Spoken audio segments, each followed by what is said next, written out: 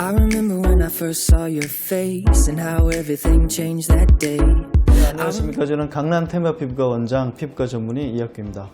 오늘은 울세라에 대해서 간단히 설명드리겠습니다.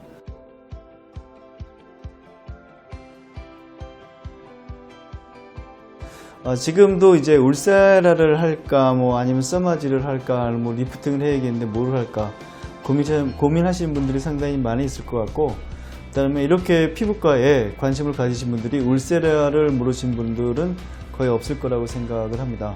물론 전부는 아니겠지만 피부과 전문의들한테 이렇게 주위에서 물어봤을 때 뭐가 제일 나은 것 같을까, 여러 가지 효과를 종합해서 울세라라고 대답하는 사람들이 꽤 됩니다. 저도 그렇게 생각을 하고요. 물론 이거는 미백이 되거나 아니면 다른 것들 혈관을 없애거나 이런 컨트롤을 할 수는 없겠지만, 우리가 적어도 젊게 보이는 치료를 하려고 그럴 때 한 가지 하려고 그러면 뭘 할까? 울세라를 권하는 게 가장 효과 면에서 괜찮지 않을까 생각을 합니다.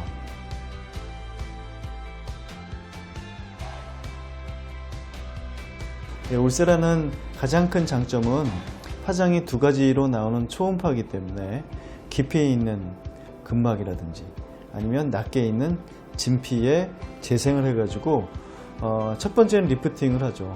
리프팅이라는 건 얼굴이 올라붙는 듯한 느낌이 나는 걸 이제 리프팅이라고 그러는데, 애초에 요 만든 목적이 리프팅은 아니었을 거예요. 근데 하다가 보니까 근막도 올라가고 진피도 재생이 되기 때문에 리프팅의 효과를 볼 수 있는 거죠.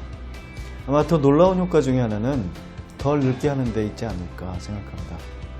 우리가 늙어간다는 거는 피부가 늘어지면서 주름도 생기고 색도 안 좋아지고 탄력도 쭈글쭈글해지는데, 이런 것들을 울세라의 효과를 단지 리프팅의 효과에 국한시키는 건 좀 억울한 면이 있지 않을까 생각합니다. 아주 수년 동안 치료를 해본 결과 이 울세라는 리프팅의 효과도 있지만, 아까도 말씀드렸지만 처음부터 우리가 원하진 않았지만 그 효과가 올라가는 걸로 나타나죠.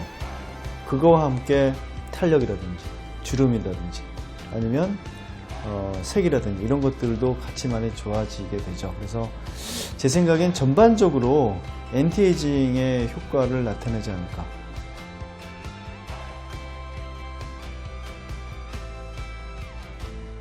얼마만큼 자주 하면 됩니까? 라고 여쭤볼 때 보통 이제 1년에 한 번이라고 쉽게 얘기하죠. 근데 6개월에 한 번 한다고 해서 나쁠 건 없습니다. 여기 이제 고가의 치료이기 때문에 너무 자주 못할 뿐이죠. 만약에 6개월에 한 번씩 해도 상관은 없다고 저희는 생각하고, 적어도 1년에 한 번씩 우리가 나이가 들어가면서 계속 한다면 적어도 3년, 4년 뒤에는 적어도 치료를 하지 않은 분과 치료한 분과는 차이가 나는 걸 느낄 수가 있었습니다. 그래서